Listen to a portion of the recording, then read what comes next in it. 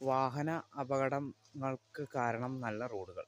Road മോശമാണെങ്കിൽ അപകടങ്ങൾ കുറയും. തെലങ്കാനയിൽ 19 പേരുടെ ജീവനെടുത്ത ബസ് അപകടത്തിൽ വിശ്വ ഒങ്കാര റെഡ്ഡി.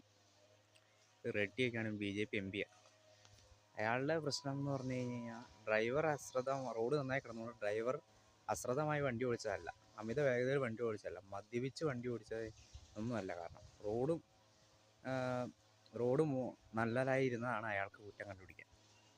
ഇങ്ങനെയൊക്കെ ഉള്ളതിനെയൊക്കെ പിടിച്ചാണ് അതാണ് ഈ കേരളക്കാരും തമിഴ്നാട്ടുകാരും ഈ പാർട്ടിക്കാരെയൊന്നും അടുപ്പിക്കാത്തത്. എന്ത് പറഞ്ഞാലും കിടന്ന ഒരു മുടന്ന ന്യായവും അത് പൊട്ടത്തരേ പറയുള്ളൂ, പൊട്ടത്തരേ ചെയ്യുള്ളൂ, പൊട്ടത്തരേ പറയുള്ളൂ.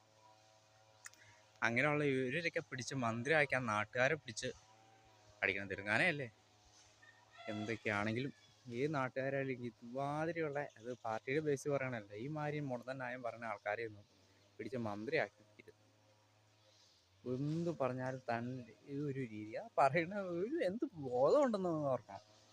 കാരണം റോഡ് നന്നായിരിക്കുമ്പോൾ നല്ല രീതിയിൽ വാഹനം ഓടിക്കാനൊക്കെ പറ്റും. ഈ റോഡ് മോശമായിരിക്കുമ്പോഴാണ് കട്ടറിലൊക്കെ ചാടി വണ്ടിയൊക്കെ ഇടുന്ന ആളുകൾക്ക്, യാത്രക്കാർക്ക് പെയിനൊക്കെ വരാൻ സാധ്യതയുണ്ട്.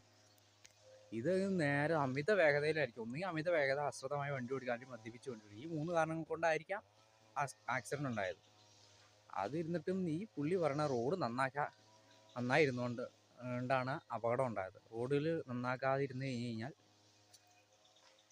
അപകടം കുറയും എന്നുള്ളത് എന്ത് വിഡ്ഢിത്തരാണെന്ന് നോക്കുക. സാധാരണ എല്ലാവരും റോഡ് മോശമായതുകൊണ്ടൊക്കെയാണ് ഭയങ്കരമായിട്ട് സമരമൊക്കെ ചെയ്യുകയൊക്കെ ചെയ്യണേ. ഒരു ന്യായീകരിക്കാനെങ്കിലും ഒരു നല്ല കാരണമെങ്കിലും കണ്ടെത്തുക, അതുപോലുമില്ല. പറയണതും പോലും പൊട്ടത്തരവും. കഷ്ടമാണ് നാട്ടിലെ ജനങ്ങളുടെ.